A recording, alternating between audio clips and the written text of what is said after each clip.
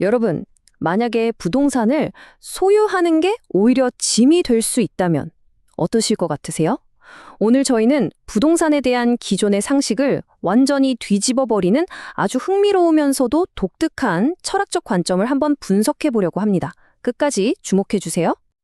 야, 이 모든 논의가요, 사실 이 하나의 엄청 도발적인 질문에서 시작되거든요. 30살짜리가 어떻게 100억 원짜리 아파트를 그것도 현금으로 살 수 있는 걸까요? 이건 그냥 돈 자랑 이런 차원이 아니라 우리 사회의 패러다임 자체가 바뀌고 있다는 신호일지도 모릅니다. 실제로 요즘 MZ세대라고 하죠. 이 젊은 부자들이 암호화폐나 주식으로 번 막대한 현금을 들고 부동산 시장에 뛰어들고 있습니다. 이들이 시장의 판도를 바꾸는 새로운 주역이 되면서 우리에게 불안, 과연 무엇인가 하는 아주 근본적인 질문을 던지고 있는 거죠. 그래서 오늘 저희가 이 현상을 총 5단계로 한번 깊게 파헤쳐 보려고 합니다. 자, 시장 트렌드 분석으로 시작해서 소요에 대한 철학적인 고찰을 거쳐서 나중엔 미래에 대한 거대한 예언까지 쭉 한번 따라가 보시죠. 자, 그럼 첫 번째 섹션부터 바로 시작해 볼까요? 이 시장 변화의 중심에 서 있는 새로운 세대의 구매자들, 이 사람들, 과연 누구일까요?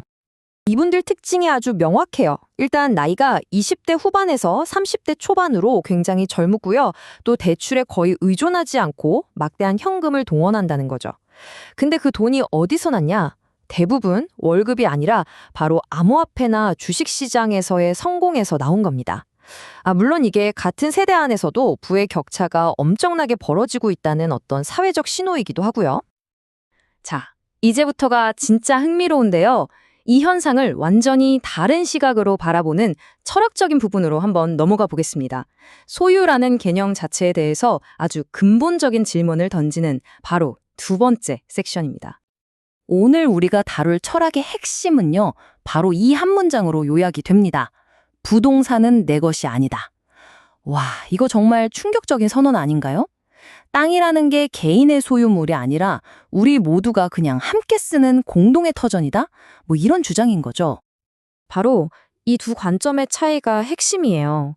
전통적으로는 우리가 어떻게든 땅을 사서 소유하고 그걸 계속 쌓아가는 걸 성공이라고 생각했잖아요. 그런데 이 새로운 관점은 완전히 정반대입니다. 소유가 목표가 아니라 활용이 목표고 그 땅을 얼마나 잘 쓰느냐, 이게 진짜 성공의 촉도라는 거죠. 여기서 정말 재미있는 역설이 나와요. 부동산을 너무 많이 갖게 되는 순간 그게 더 이상 자산이 아니라 이걸 지키려고 막 전전긍긍해야 하는 그런 무거운 짐이 된다는 겁니다. 그러니까 나에게 자유를 주는 게 아니라 오히려 나를 올가매는 족쇄가 될 수 있다는 거죠. 아니, 그렇다면 부동산을 모으는 게 답이 아니라면 그럼 우리는 도대체 어디에 집중해야 할까요? 세 번째 섹션에서는 그 대안으로 제시되는 개념, 바로 실력에 대해 알아보겠습니다. 여기서 말하는 실력이라는 게요, 그냥 뭐 지식이나 기술 이런 게 아니에요. 나한테 주어진 자원을 가장 효과적으로 쓰고 관리하는 능력, 바로 그거 자체를 말하는 겁니다. 그러니까 뭐 부동산 평수가 중요한 게 아니라 내 안에 있는 역량이 진짜 자산이다, 이런 뜻이죠. 그래서 이런 아주 강력한 경고가 나옵니다. 실력이 있는 사람은 많은 자원을 가져도 괜찮다. 하지만 실력도 없으면서 그저 소유용만으로 부동산에 집착하면 결국 모든 걸 잃고 패가망신하게 될 거다라는 아주 무서운 메시지죠. 그러니까 핵심은 딱 이겁니다. 제발 부동산 가격이 오르네 내리네 하는 그런 시장의 소음에 휘둘리지 말라는 거예요. 대신에 지금 나한테 진짜 필요한 게 뭘까? 그리고 내가 가진 걸 어떻게 하면 가장 잘 활용할 수 있을까? 여기에 모든 에너지를 쏟으라는 아주 실용적인 조언인 셈입니다. 자, 이제 개인의 차원을 넘어서요, 훨씬 더 스케일이 크고 미래지향적인 이야기로 넘어가 보겠습니다. 네 번째 섹션에서는 앞으로 다가올 지정학적 대변화에 대한 어떤 예언 같은 내용을 다뤄볼 겁니다. 여기서부터는 이야기가 정말 어마어마해집니다. 그냥 개인의 부동산 투자 이런 차원이 아니라요. 국가가 영토를 운영하는 방식 자체가 완전히 새로운 패러다임으로 바뀔 거다라는 예측이 등장하거든요. 심지어 이 자료에서는 구체적인 시간표까지 제시하고 있어요.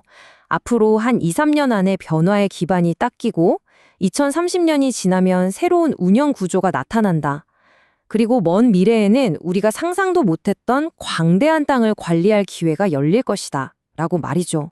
자, 이제부터가 이 자료에서 제시하는 가장 파격적인 미래 예측 부분입니다. 이 자료에 따르면요, 중국이 내부적으로 해체 수순을 밟게 되고 그 과정에서 우리에게 중국 사람들을 도와야 하는 어떤 사명이 주어질 수 있다고 합니다. 그리고 이를 통해서 동북 삼성 같은 광대한 대륙을 우리가 운용할 기회가 생긴다는 거예요. 이런 큰 목적이 분명해질 때 남북 통일도 자연스럽게 따라온다는 그런 전망입니다. 다시 한번 말씀드리지만 이건 저희의 분석이 아니라 이 특정 자료의 주장이라는 점을 분명히 해둘게요. 이 엄청난 예측이 결국 다시 개인의 삶으로 돌아옵니다. 지금 당장 내 아파트 몇 평에 연연하는 건 앞으로 다가올지도 모르는 이 어마어마한 기회를 준비하는 데 방해가 될 뿐이라는 논리인 거죠. 시야를 확 넓히라는 아주 강력한 메시지입니다. 그럼 이렇게 거대한 변화의 시대에 우리는 대체 뭘 해야 할까요? 자, 마지막 섹션입니다. 이 모든 논의를 종합해서 우리가 해야 할 진정한 투자가 뭔지 한번 알아보겠습니다. 준비 방법은요, 놀랄 만큼 간단하고 또 명료합니다. 첫째, 땅에 대한 욕심을 버린다. 둘째, 그 빈자리에 내적인 실력을 채운다. 그리고 마지막으로 언젠가 주어질 그 큰 기회를 감당할 수 있도록 나 자신을 준비한다. 바로 이겁니다. 이 문장이 이 모든 걸 요약해주는 것 같아요. 땅은 필요할 때 필요한 만큼 주어질 것이다. 지금은 자신을 갖추는 데 집중할 때다.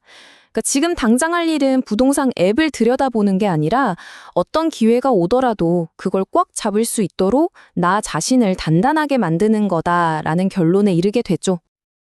자, 오늘 분석을 마무리하면서 여러분께 마지막 질문을 하나 던져봅니다. 이건 여러분의 자산 포트폴리오에 대한 질문이 아니고요. 삶의 목적에 대한 질문입니다. 여러분은 지금 눈에 보이는 자산을 쌓고 계신가요? 아니면 눈에 보이지 않는 여러분 자신을 쌓고 계신가요? 한 번쯤 깊이 생각해 볼 만한 화두인 것 같습니다.